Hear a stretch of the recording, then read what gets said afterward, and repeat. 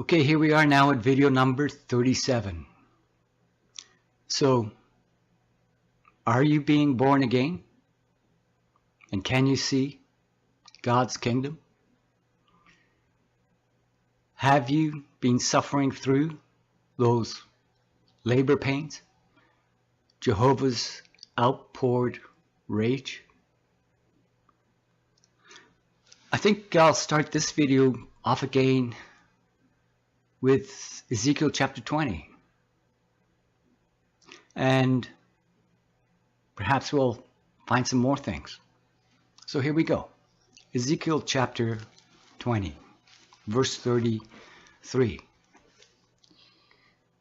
As I am alive is the utterance of the sovereign Lord Jehovah. It will be with a strong hand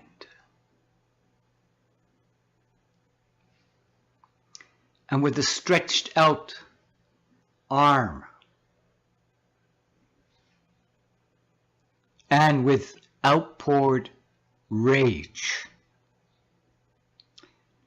that I will rule as king over you people. So, have you seen Jehovah's strong hand and outstretched arm? And what is that exactly is that? His strong hand and outstretched arm. What is it that you might be expecting to see? An arm coming down out of heaven, a literal arm and hand that you can see? Or is it a metaphorical arm and hand that Jehovah is using to explain how he will become king of his kingdom, God's kingdom? So, to help with that, I'm going to go to a scripture in Isaiah, and this time I'm going to start in Isaiah chapter 10 and verse 1. But I'm going to ask you to remember that scripture we read in Micah chapter 3, where Jehovah talked about the sons of Jacob, the leaders of the house of Israel, whose business it was to know justice, and yet they were treating God's people so poorly. The fourth fearsome, terrible beast with the 10 horns, 10 kings. Remember that scripture in Micah chapter 3? The injustices that were being perpetrated by the heads of Jacob, sons of Jacob, on Jesus Christ's kingdom. So now, listen to Isaiah chapter 10, and I'll start in verse 1. Woe to those who are enacting harmful regulations. Can you think of any harmful regulations enacted by the governing body of Jehovah's Witnesses? Things like the 2-witness rule being enacted in situations where children are suffering sexual abuse at the hands of a pedophile. Let me start again.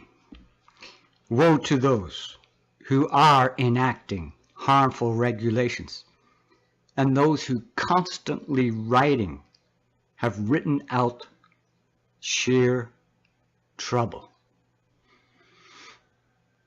Can you think of an organization that's constantly writing, publishing hundreds of thousands, perhaps millions of books and magazines constantly, let me start again. Who constantly writing have written out sheer trouble in order to push away the lowly ones from a legal case. Justice. And to wrest away justice from the afflicted ones of my people, for the widows to become their spoil, and that they may plunder even the fatherless boys. And what will you men do at the day of your being given attention? And the ruin when it comes from far away. Towards whom will you flee for assistance? And where will you leave your glory? Except it be the one must bow down under the prisoners, and that people keep falling under those who have been killed. In view of all this, his anger has not turned back, but his hand is stretched out still.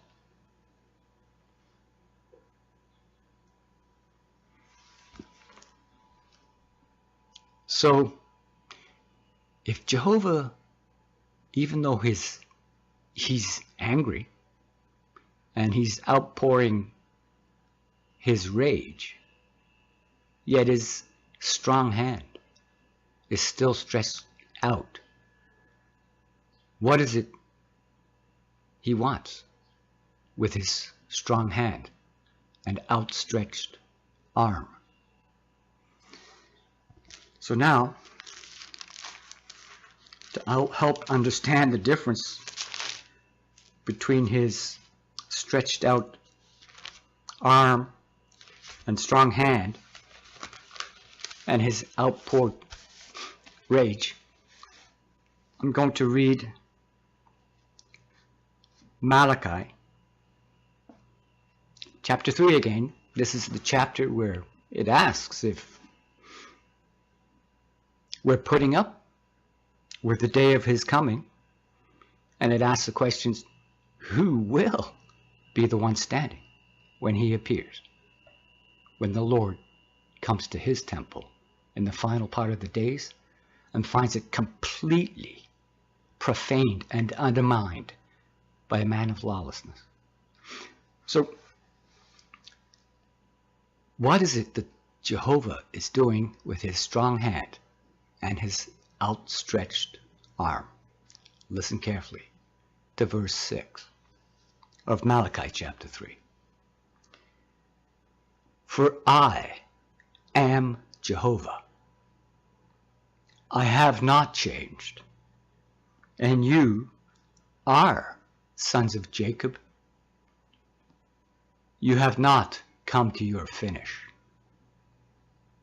From the days of your forefathers, you have turned aside from my regulations and have not kept them.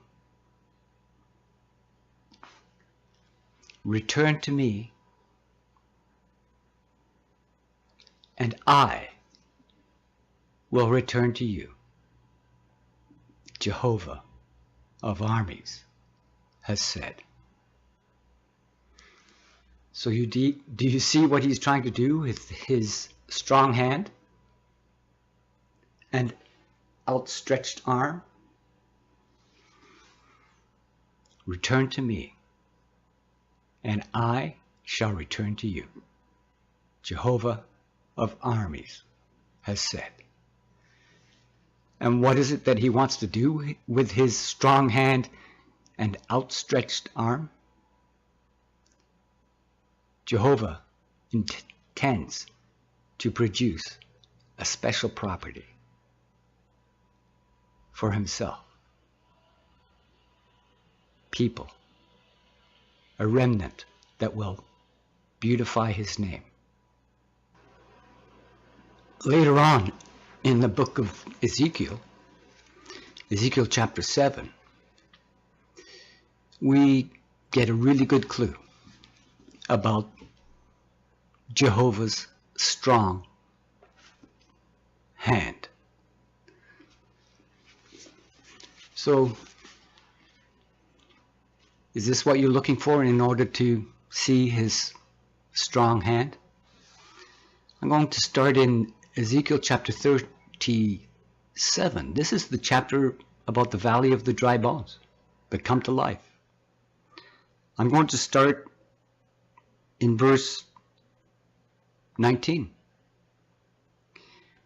This is what the sovereign Lord Jehovah has said. Here I am taking the stick of Joseph, which is in the hand of Ephraim and the tribes of Israel, his partners, and I will put them upon it, that is, the stick of Judah, and I shall actually make them one stick, and they must become one in my hand.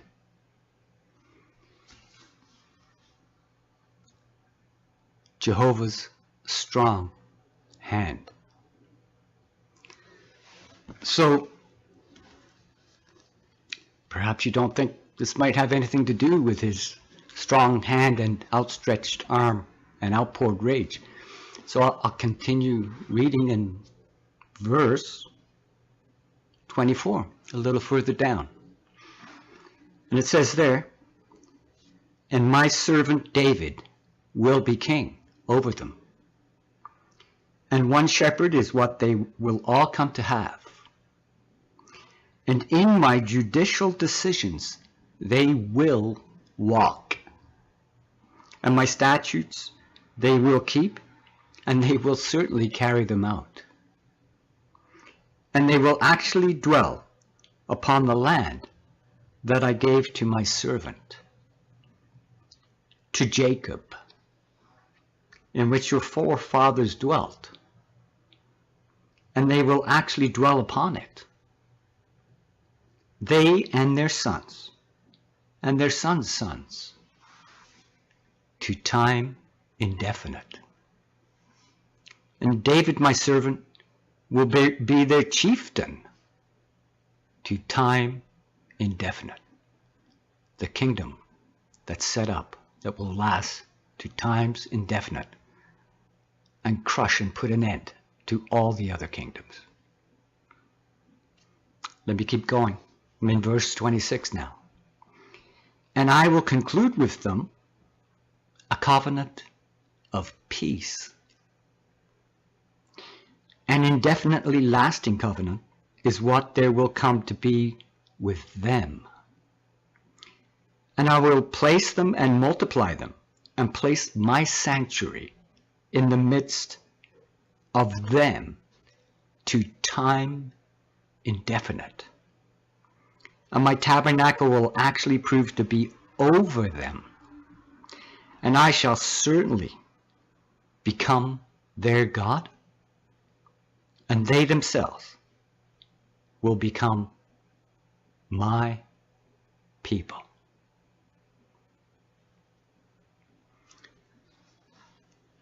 Remember what the Apostle Paul said in Romans chapter 9, verse 26,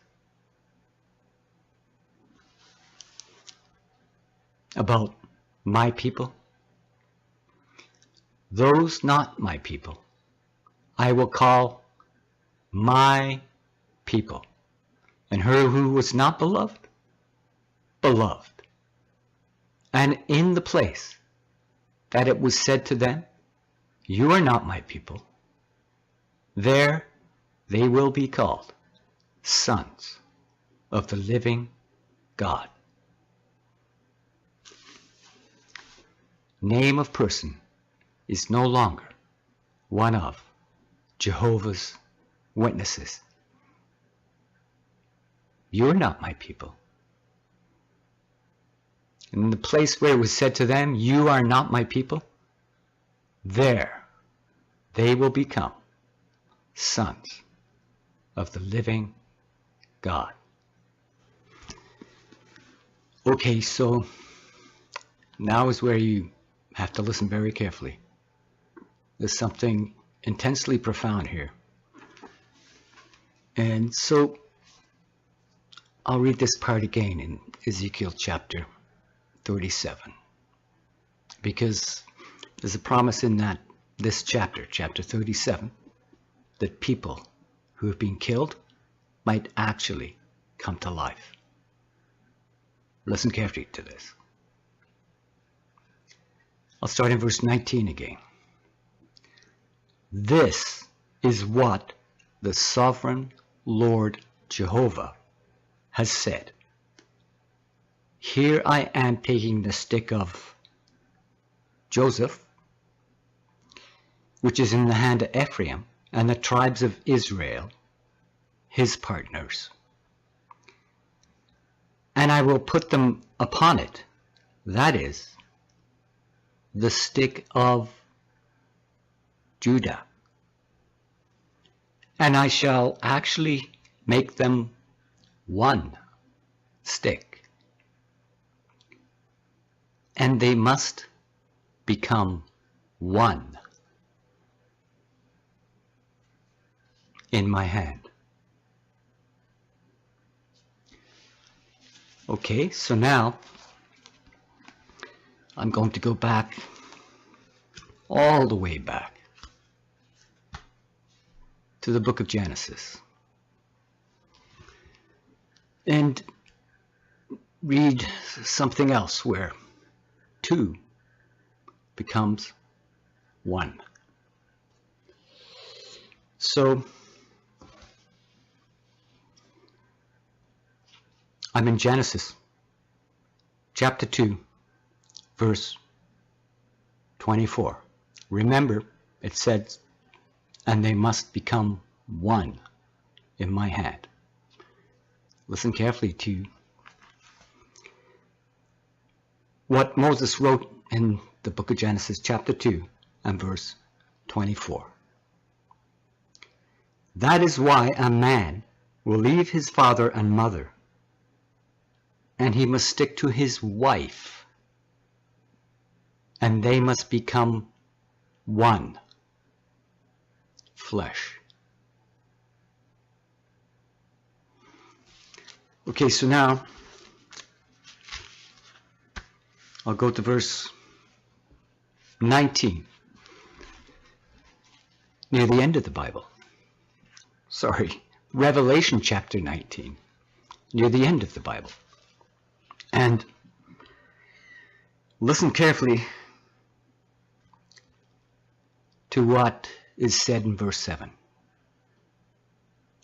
Let us rejoice and be overjoyed, and let us give him glory, because the marriage of the Lamb has arrived, and his wife has prepared herself. Yes, it has been granted to her to be arrayed in bright, clean, fine linen. For the fine linen stands for the righteous acts of the holy ones.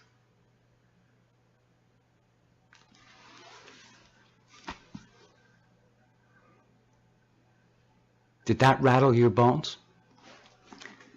Let's go back to Ezekiel chapter 37.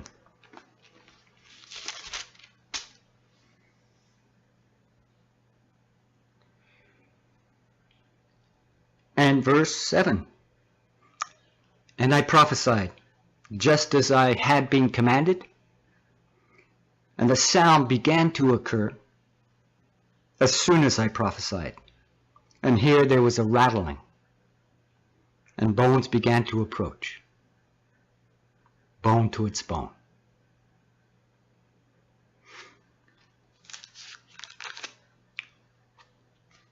So,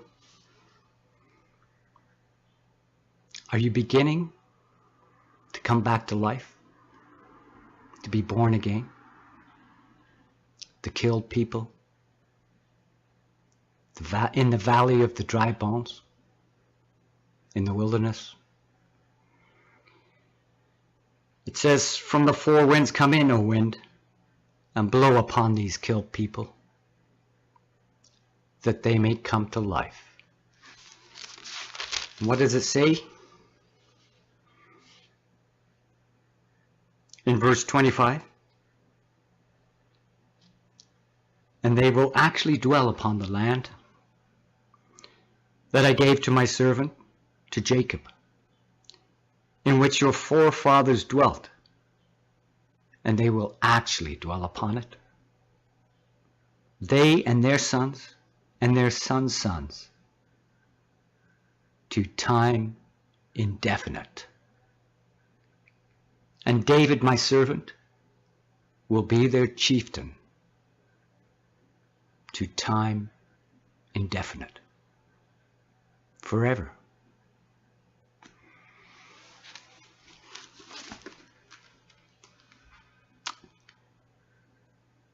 Does that rattle your bones? I think I'll finish this video with something Jesus Christ said in Matthew chapter 19.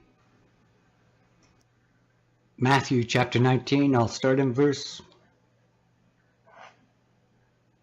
28.